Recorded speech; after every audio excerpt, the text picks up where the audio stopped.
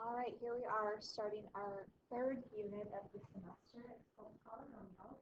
And so you guys actually know a little bit about polynomials already because linear functions and quadratic functions are both examples of polynomials. So we're going to look a little bit deeper into what is a polynomial and being able to identify those. We're going to do some operations like adding, subtracting, multiplying, and dividing polynomials. And we are going to circle back and talk about something we discussed in our first unit. Even in odd functions, we're going to determine if polynomials are either of those. So starting off with a definition of polynomials. This is always written in the form that's given with all those a's, n's, and x's. Right here, I know this looks kind of crazy, but basically what needs to happen here is we need to have I'm just going to write some basic characteristics of a polynomial. So what needs to happen is no variables under a square root or under any root. And on that same note, variables can't have fractional or negative exponents.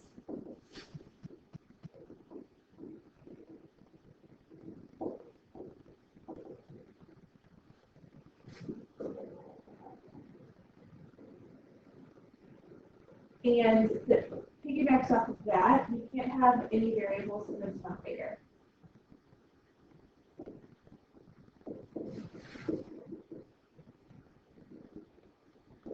And so a lot of this is the same, and so I'm going to explain what I mean by that. If I have a square root of x, that's the same thing as x to the 1/2. And so when I say x can't be under a root or have fractional exponents, that's one and the same. So that can't happen. Something else that can't happen is our variables can't have a negative exponent, because what that would mean is it's actually in the denominator. And so again, those are I'm saying the same thing two different ways, but that is something else that cannot happen with our polynomials. So when we write a polynomial, there's a couple characteristics that are super important. The degree of a polynomial is the biggest exponent. We talked briefly about that at some point earlier in the semester. You may or may not remember that. And then also we have the leading coefficient. The leading coefficient is going to be the first term, the first coefficient, when we have our polynomial in standard form. And so standard form is a polynomial that's written with descending powers of x, meaning you start with the biggest power of x and then you move down from that. The last thing that we're going to talk about here is a constant term, and that is the term with no variable. So if we're talking about standard form, we're talking about the term at the very end, right here. Okay, so if you're a little confused on those terms, do not fear, because we will be going over them in more depth here. So talking about what a polynomial looks like in terms of an expression. This first expression is not a polynomial. And the reason is there's x in the denominator, which means x has a negative exponent, which doesn't work. The second one is a polynomial. Even though there's a fraction, x is not the denominator, so x has all positive whole number exponents, so we are good to go. Same thing here. This is a polynomial expression. This next one does not work because x is under a root, which means if I put that in a different form, it would have a fractional exponent. But for right now, we're just recognizing x is under a root. And this last one doesn't work because y, which is one of our variables, is in the denominator.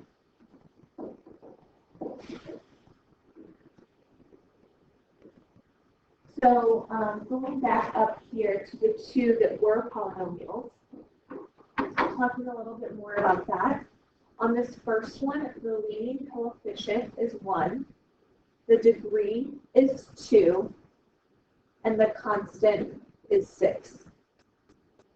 For the second one, the leading coefficient would be 5. The degree would actually be 1 plus 2, which would be 3. And the constant would be 0. So just kind of going over some of those terms that we just talked about on the last slide. So when we look at a polynomial function from a graph, there's two characteristics that need to be true.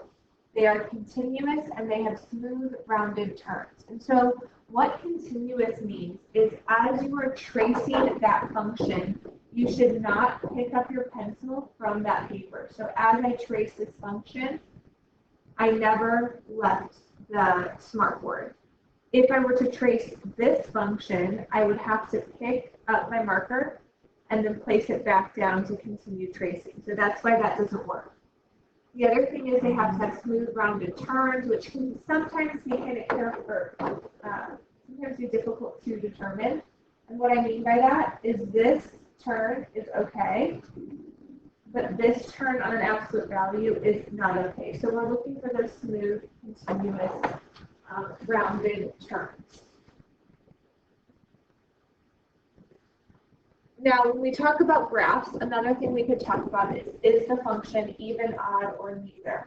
So just as a reminder, an even function is a graph that's symmetric with respect to the y-axis.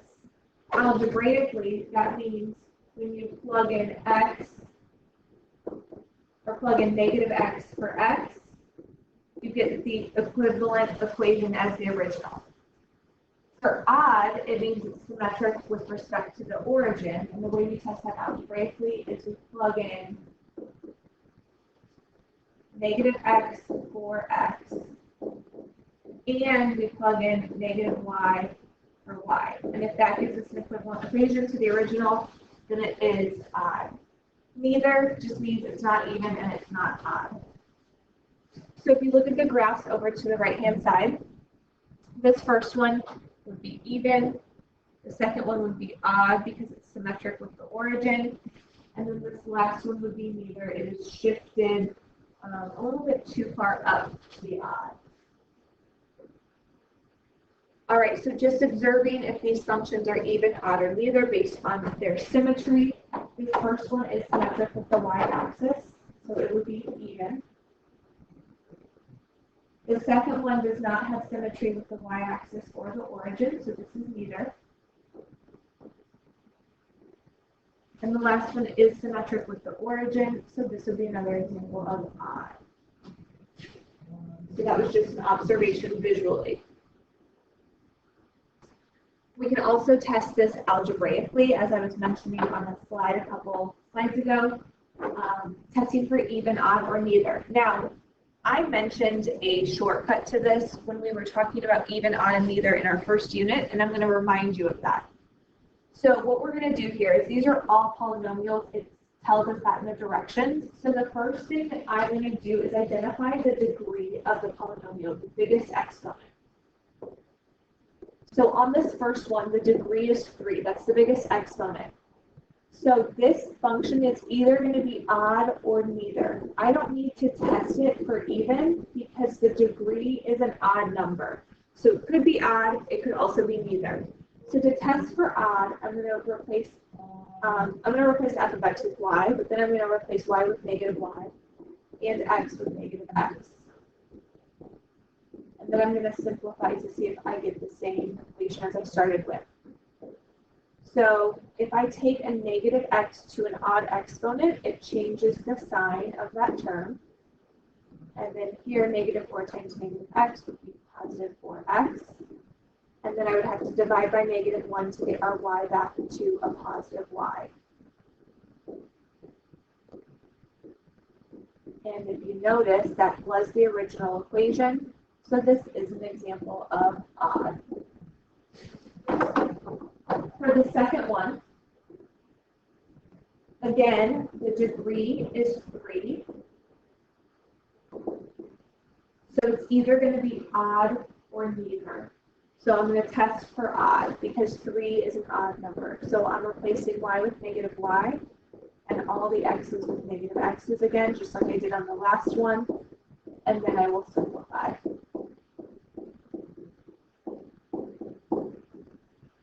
All right, so x to an odd exponent, which is the sign of the term. Now x is being raised to an even exponent, so it doesn't change the sign of the term. Then that would be plus 4x plus 4. And then again, I need to get rid of this negative y, so I'm going to divide all of my terms by negative 1. So I get y equals 2x to the third plus 3x squared. And I can already see that that is not equivalent to the original equation. This sign and this sign don't match with the original, so this is neither. I don't have to test it for even because our degree was odd. It will never be even. And then we have one more example. In this example, the degree is 2. So this is either even or neither. So for even, I don't replace y with negative y. I just replace x with negative x.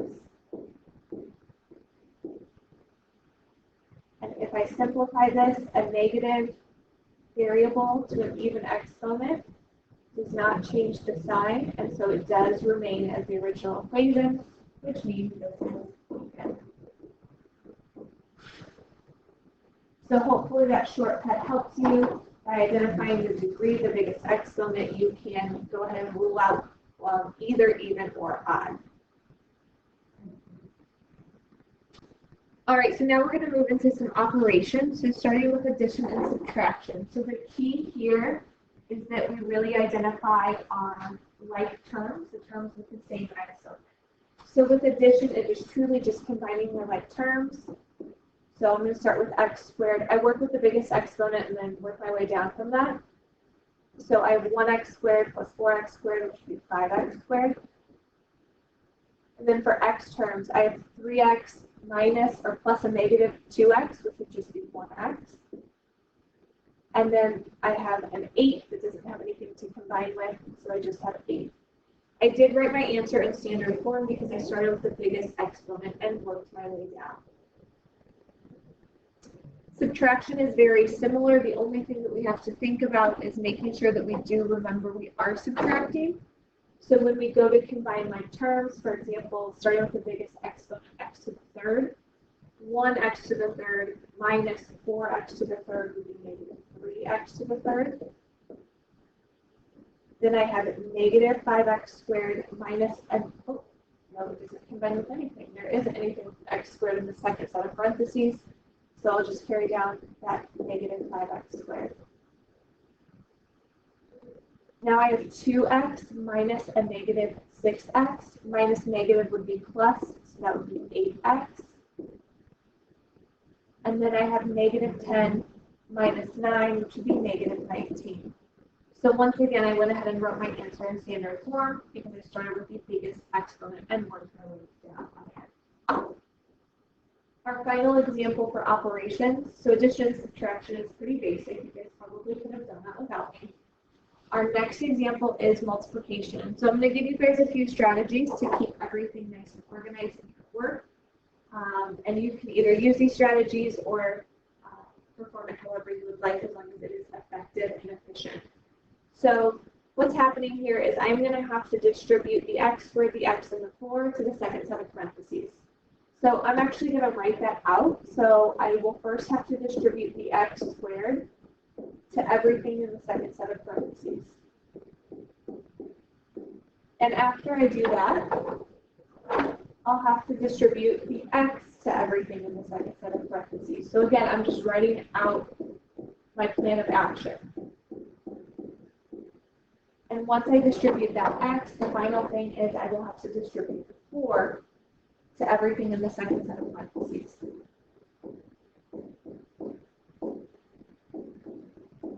Okay, so now I'm going to actually perform those distributions, starting with the first one with x squared. So if I distribute the x squared, I would get 3x to the 4th minus 2x to the third minus 7x squared. I'm going to move on to distributing the x, what I have in red. So if I do x times 3x squared, that would be 3x to the third power. So what I'm going to do is I'm going to stack that under where I had its like term from my previous distribution. X times negative 2x is negative 2x squared, again stacked under the previous x squared term. And then I would have a minus 7x, which doesn't stack under anything because I haven't had a like term with that quite yet. Now I'm going to distribute the 4, so everything in blue, and again stacking it under its previous like terms. So starting with 12x squared, that's going to go right here under my previous x squared terms. And that would be minus 8x minus 28. And then this kind of helps me organize when it comes to combining all of this for my final answer. I have, for the final answer, 3x to the fourth, and then adding my x to the third term, that would be 1x to the third. Then my x squared, that would be 3x squared. And the x is minus 15x minus 28. So those were just a couple of strategies that I used to do a bigger set of multiplication. So just writing out the 3 different distributions, and then when I actually distribute, stacking up the like terms. It helps me. Like I said, you can use that or not use it. So when you guys are multiplying polynomials, just a few things to remember. The sum and difference of the same term. So this was the difference of squares formula, so that could be a shortcut to help you multiply. When we square a binomial, we have talked about the pattern for that, and also if we cube a binomial, we should really agree. You guys will accept that. And the context in which we talked about this before is we talked about Pascal's triangle that looks like this. And if you remember this, it's great, and if not, that's fine as well.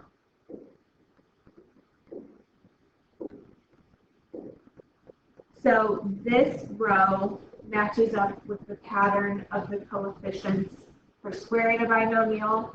This pattern matches the cube of a binomial. But I just want to remind you guys, if you have something like, I'm just going to use this bottom one so everyone's right, u minus b to the third power, there is absolutely nothing wrong with just multiplying that out 3 times. So you would multiply 2 together, and once you get your answer, you would multiply it by the third. And there's nothing wrong with that. I was just reminding you of some shortcuts we've talked about.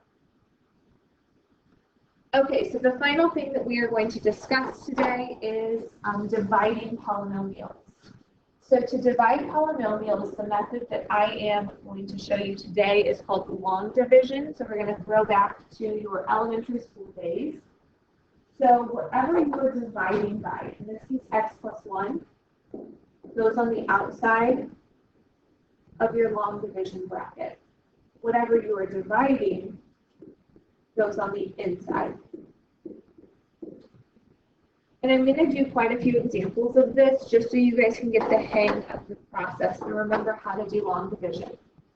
So I'm going to start off by looking at my leading coefficients, x and x squared. I'm going to ask myself, what do I have to multiply x by to get to x squared? That answer would be x. Notice how I stack that over the previous linear term. Then whatever you get at the top, in this case x, you multiply x plus 1 by that. So it would give us x squared plus 1x. And then we are going to subtract down. What should happen, if you've done everything correctly, these 2 terms should cancel out. So then I have 3x minus 1x, which is 2x. And I bring down my next term. So now, for the next step, I'm going to look at this x again and decide what do I have to multiply it by to get to 2x. I would have to multiply it by 2. and I'm repeating the process. So now I'm going to multiply the x plus 1 times the 2 that I just wrote. So 2 times x is 2x, 2 times 1 is 2, and again we subtract down. If you've done everything correctly, those first terms should cancel each other out, and we're left with 5 minus 2, which is 3. Notice there is nothing else for me to bring down, so that means I finished this problem. So let's talk about how we would write our answer. We have x plus 2, but we have this remainder of 3. So the way we write the remainder is we put 3 over what we were dividing by, which is x plus 1. So this would be my final answer. So like I said, mathematically, we're not doing anything super difficult. However, the organization of your work and making sure you know what your next step looks like can be a little bit difficult with long division. So let's try another one. Okay, so really important on this one. I'm going to put the x minus 1 on the outside, but then on the inside, watch what I'm going to do on my setup. There is no x squared term, and there is no x term. So I'm putting in zeros. You technically don't have to, but I find that that really helps me organize my work. Okay, so what do I have to multiply x by to get to x to the third? I would have to multiply it by x squared. Notice how I stack that over the x squared term under the bracket. Now I'm going to multiply x squared times x minus 1. That would give me x to the third minus 1x squared. And remember, I'm always subtracting down. Those first terms should always cancel. 0x squared minus a negative 1x squared would actually be a positive 1x squared. And bring down your next term. All right, so now what do I have to multiply x by to get to 1x squared? I would have to multiply it by 1x. Now I'm going to multiply x minus 1 times the x that I just wrote, which would give me x squared minus 1x. Subtracting down, the first term should cancel. 0 minus a negative 1x would be a positive 1x. Bringing down my next term, negative 1. So now what do I have to multiply x by to get to 1x? I would have to multiply it by 1. And now I'm going to multiply x minus 1 times 1, which would give me x minus 1. When I subtract down, everything cancels out. I'm left with a 0. And that means that these polynomials divided evenly. Just like if I did 10 divided by 2, I would get 5, a remainder 0. So that's the same situation that happens here. So our quotient does not have a remainder. It's just x squared plus x plus 1. All right, let's look at another example. Like I said, just looking at more and more examples is going to be the most beneficial thing for long division. So our setup, x minus 2 goes on the outside. We have 6x to the third minus 19x squared plus 16x minus 4. I didn't have to put in any zeros this time. All right, starting off, looking at the leading coefficients, I would have to multiply x by 6x squared in order to get to 6x to the third power. So now multiplying x minus 2 times 6x squared, that would be 6x cubed minus 12x squared, and then subtracting down. First terms cancel.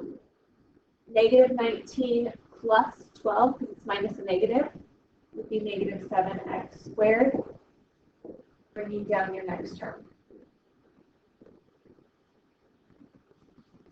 All right, I would have to multiply x by negative 7x to get to negative 7x squared. So now multiplying x minus 2 times negative 7x, that would give me negative 7x squared plus 14x, and we subtract down. which would cancel out the first terms. 16 minus 14 would be 2x, bringing down that last value. So then I would have to multiply x by 2 to get to 2x. Multiplying x minus 2 times 2, that would be 2x minus 4. And yet again, we get a remainder of 0, so this is divided evenly. 6x squared minus 7x plus 2 is my quotient, no remainder. All right, let's do one more.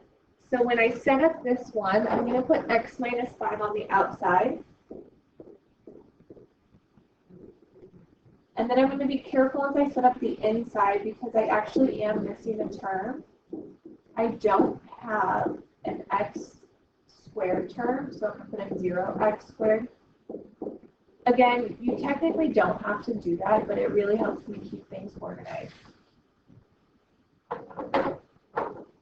All right, I'd have to multiply x by 5x to the third power to get to 5x to the fourth power. So that would give me 5x to the fourth power minus 25x to the third power. When I subtract down, my first terms cancel out, but actually my second terms cancel out as well. So I have 0x cubed left, bringing down my next term. So notice that I just treat 0 as another number. So what would I have to multiply x by to get to 0x cubed? I have to multiply it by 0x squared. So just pretending it's any other coefficient.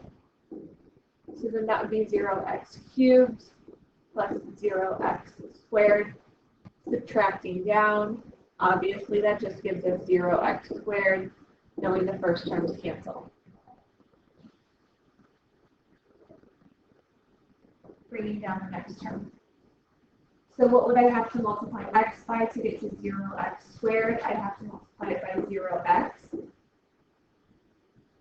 So now multiplying x minus 5 times 0x, that would be 0x squared plus 0x. First terms cancel. Make sure you're subtracting. So that would subtract to negative 4x. So now we're getting into some numbers again. Bringing down the next term plus 21. I have to multiply x by negative 4 to get to negative 4x, which would give me negative 4x plus 20. And again, remember you are subtracting down. So 21 minus 20 is 1. So we do have a remainder on this one. It is 1. So our quotient is 5x to the third power. Then I can just skip those next two terms since it's 0, minus 4, and then remember how we write our remainder, plus 1, our remainder, over x minus 5. So that would be my quotient. All right, I like this one because we're no longer dividing by something that's linear. We're actually dividing by a quadratic, which we haven't seen yet. So here's my setup. The process is the same, but I don't want you to come across an example like this and feel like you don't know how to do it. So I'm just setting up right now.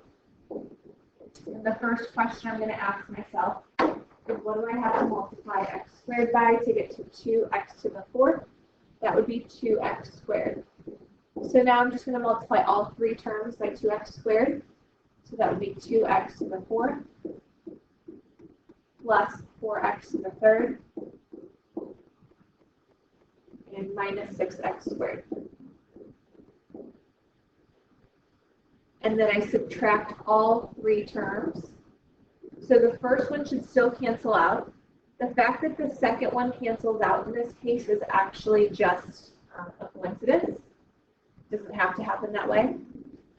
And then negative 5 plus 6 minus negative would be 1x squared. And we still bring down that next term. Okay, so looking at the leading coefficients, I would have to multiply x squared by 0x to get to 0x to the third.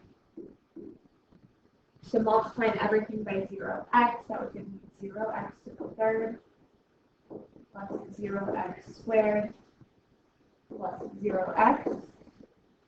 Subtract down, the first terms cancel. 1 minus 0 is 1x squared. 3 minus 0 is 3x, bringing down a -2. I would have to multiply x squared by 1 to get to 1x squared. And multiplying everything by 1, that would be x squared plus 2x minus 3.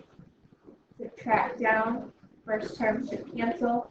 3 minus 2 is 1x, -2 minus -3 is 1. And that is actually my remainder because I don't have anything else to bring down. So for my quotient on this one, it would be 2x squared plus 1. Then my remainder is x plus 1, and that's over what I was dividing by, x squared plus 2x minus 3. So that would be my final quotient.